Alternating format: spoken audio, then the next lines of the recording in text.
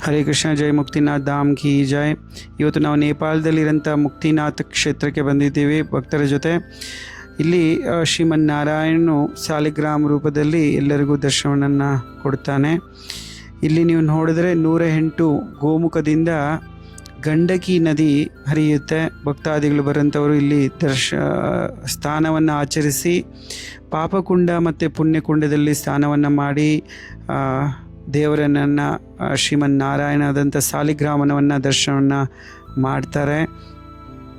So ಇಲ್ಲಿ ವಿಶೇಷ ಏನಂದರೆ ಇದು ನಿರಂತರದಲ್ಲೇ ಇರೋಂಥ ಎಲ್ಲ ಕ್ಷೇತ್ರಗಳಲ್ಲಿ ತುಂಬ ಒಂದು ಎತ್ತರದಲ್ಲಿ ಇರೋಂಥ ಒಂದು ಕ್ಷೇತ್ರ. 108 ದಿವ್ಯ ದೇಶಗಳಲ್ಲಿ 106ನೇ ದಿವ್ಯ ದೇಶವಾಗಿ ಶ್ರೀ ವೈಷ್ಣವ ಸಂಪ್ರದಾಯದಲ್ಲಿ ಇದನ್ನು ಸೆಲೆಬ್ರೇಷನ್ ಮಾಡ್ತಾರೆ. ಸೊ ಇವತ್ತು ನಾವು ಇಲ್ಲಿ ದರ್ಶನವನ್ನು ಪಡಿತಾ ಇದ್ದೀವಿ. ನಿಮಗೆಲ್ಲರಿಗೋಸ್ಕರ ನಮ್ಮ ಪ್ರಾರ್ಥನೆಗಳು. ಜೈ ಶ್ರೀಮನ್ನಾರಾಯಣ.